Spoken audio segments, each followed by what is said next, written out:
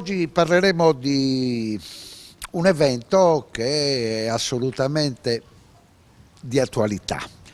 Parleremo di antisemitismo, ne parleremo con Bruno Spinazzola, che è dell'associazione Chenabura, che ha organizzato per domani un evento al T-Hotel che si annuncia partecipatissimo. Com'è nata quest'idea e dall'esigenza di cosa? Allora, l'antisemitismo va per ondata, sale, scende, dunque quando scende dà l'impressione di scomparire, poi a un certo momento, riparte su.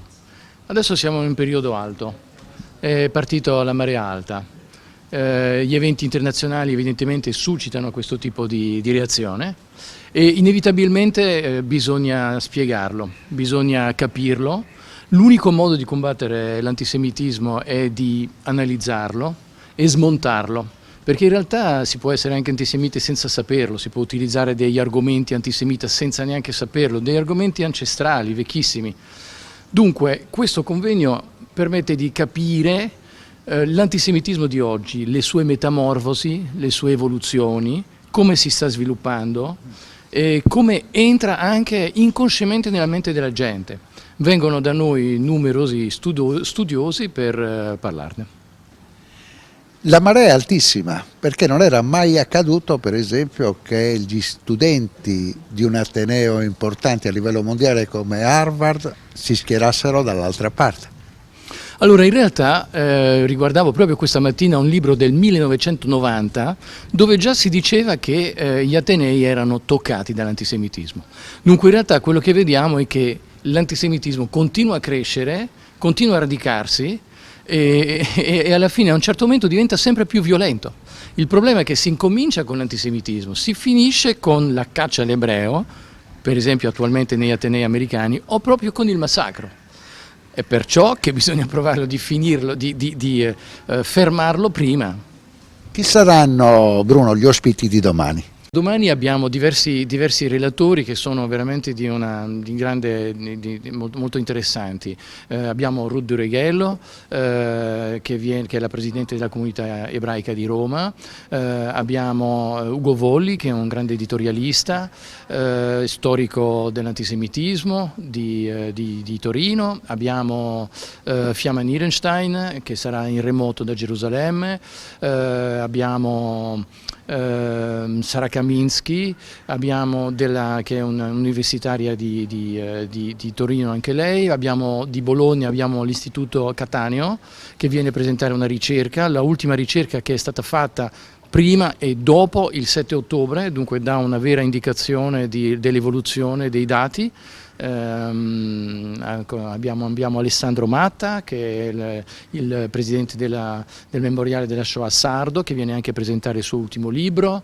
E tanti altri. E soprattutto un altro molto importante, scusami, Alex Zarfati, che è uno dei migliori ricercatori sui social media, sull'intelligenza artificiale, sull'influenza degli algoritmi nell'antisemitismo. Mi permetto di aggiungere Alex Zarfati perché è un personaggio incredibile del progetto Dreyfus. Questi gli ospiti di domani, però mi devi raccontare che cosa è successo nella tua persona da quella settimana di ottobre, prima settimana di ottobre a oggi. Com'è cambiata la vita? È una domanda difficilissima che non ha proprio fine. Sono ebreo, dunque la sensazione è che la barbarie non è venuta capita e questo è una cosa che fa veramente male. Potevamo pensare che dopo la Shoah, dopo l'Olocausto, la gente avesse capito e avesse capito che cos'era e dunque. Invece cosa abbiamo visto? Che c'è stata una barbarie, un massacro. Non un combattimento, un massacro, per di più con crudeltà. Questo e attorno a noi abbiamo visto in un certo senso la gente non realmente reagire, è passato 3-4 giorni. Allora quello che mi ha fatto mi ha dato una sensazione di grande solitudine, devo dire, e di risentire il bisogno di fare qualcosa a proposito. C'è stato un input a livello mondiale dove si chiedeva ai cittadini ebrei di viaggiare senza farsi notare, e questo non era mai successo dal dopoguerra. Purtroppo succede ogni volta che l'ondata è alta. Ma questa è altissima. Sì, in effetti è proprio questo, meglio levare la kippah, meglio levare qualsiasi segno di riconoscimento, non si sa, la gente ha una violenza, c'è una violenza latente, ma questo non è neanche questo, la cosa è la persistenza dell'antisemitismo nella nostra società che fa che è quasi difficile di dire ma io sono ebreo, o pro-israeliano o allora semplicemente mi interesso del soggetto. In realtà, in effetti, è un periodo, quando la marea è alta, noi diventiamo discreti.